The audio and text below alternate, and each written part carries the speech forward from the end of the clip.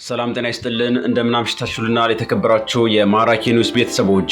በነገው ዕለት ስለሚደረገው የትግራይ ተወላጆች የሰልፍ ጉዳይ አሁንም ነገሩ ማነጋገሩን እንደቀጠለ ነው። በተለይም ደግሞ የትግራይ ተወላጆችን ከሁለት የከፈለ ከዛ ባሻገርም ደግሞ የትግራይ የፖለቲካ ልሂቃንን ከሁለት የከፈለ ሰልፍ ነው ነገ የሚደረገው በአዲስ አበባ። በዚህ ጉዳይ ታዲያ ምን አዲስ ነገር ተሰማ የሚሉት ነገሮች ልንነግራችሁ መተናል። አብራችሁን ቆዩ። እናም በዚህ ጉዳይ ህወሓት በነገው ሰልፍ ላይ ማንም እንዳይገኝ ተማጽኗል። በምርጫ ቦርድ የተሰረዘው የህወሓት ቃል አቀባይ አቶ ሚካኤል አስገዶም ዛሬ በሰጡት መግለጫ ነገ በአዲስ አበባ የሚካሄደው ሰልፍ ህዝባችን ከወራሪዎች እንዳይላቀቅ እንዲሁም ደግሞ የትግራይ ግዛት የተፈናቀሉ ወደ ቤታቸው እንዳይመለሱ የማድረግ ዓላማ ያለው ነው ብለዋል። ጨምሮም ሲናገሩ ሰልፉ የተጠራው በክህደት ቡድኑ ስም መሆኑን ገልጸው ይሁንና የተዘጋጀው በጠቅላይ ሚኒስትሩ በአብይ አህመድ ነው ሲሉ ተሰምተዋል። አክለውም እንደተናገሩት የሰልፉ ዓላማ የፌዴራል መንግስቱ ላቀደ ሁለተኛ ዙር ጦርነት ከዓለም አቀፉ ማህበረሰብ ጋር ድጋፍ ለማግኘት እንደሆነም ገልጸዋል። አቶ ሚካኤል እንደተናገሩት ሰልፉ ምዕራብ ትግራይ በፌዴራል መንግስት እንዲመራና ትግራይ ደግሞ በብልጽግና ስርዓት እንድትተዳደር እያለመ ሲሆን በመሆኑም በአዲስ አበባ የሚገኙ የትግራይ ተወላጆች ከሰልፉ ራሳቸውን እንዲያገሉም ጥሪ አቅርበዋል።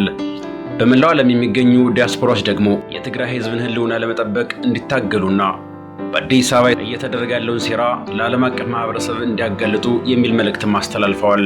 ይህ በእንዲህ እንዳለ ታዲያ የነገውን ሰልፍ ምክንያት በማድረግ ወደ መስቀል አደባባይ የሚወስዱ መንገዶች ለተወሰኑ ሰዓታት እንደሚዘጉም የአዲስ አበባ ፖሊስ ገልጸዋል። ከዚህ በተቃራኒ ደግሞ ከህወሓት የቡድን ስብስብ አፈንግጠው የወጡት ፕሮፌሰር ክንዳያ ገብረሕይወት በአዲስ አበባ ለሚካሄደው ሰልፍ ዋና ዋና መልእክቶችንም ይፋ አድርገዋል ተብሏል። ፕሮፌሰር ክንዳያ ገብረሕይወት ነገ ጠዋት በአዲስ አበባ ከተማ መስቀል አደባባይ በሚካሄደው የተቃውሞ ሰልፍ ላይ የሚተላለፉ ዋና ዋና መልእክቶችንም ይፋ አድርገዋል ተብሏል። እናም በዚህ ጉዳይ ታዲያ ፕሮፌሰሩ በመልእክታቸው ሰልፉ የሚያተኩርባቸውን አንኳር የፖለቲካና የሰብአዊ መብት ጥያቄዎችንም አስቀምጠዋል። በዚህ ምክንያት በሰልፉ ላይ ከሚስተጋቡ አበይት መልእክቶች መካከል የህወሓት ቡድን ያወጣው አፈና አዋጅ በአስቸኳይ እንዲቆም የሚጠይቀው መልእክትም እንደሚገኝበት ተጠቁሟል። ከዚህ በተጨማሪም ታዲያ ታጋዮችን ወደ ሱዳን መሸጥ አሊያም ደግሞ አሳልፎ መስጠትን በጽኑ የሚያወግዝ ድምፅ በሰልፈኞቹ እንደሚሰማም ተገልጿል።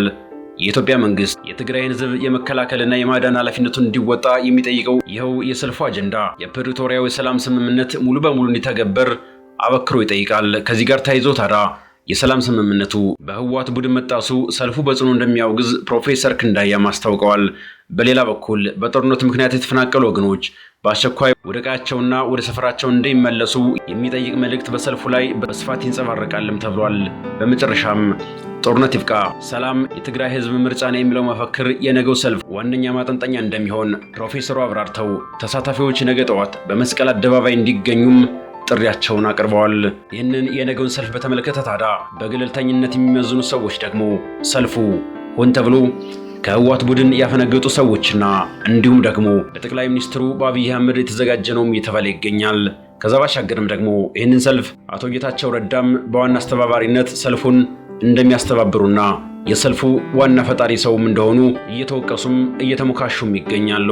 ያም ሆነ ግን ነገ ጠዋት ላይ አዲስ አበባ መስቀል አደባባይ የትግራይ ተወላጆች ብሎም ሌሎች ደጋፊዎቻቸው በሰልፉ ላይ እንደሚገኙም ይጠበቃል።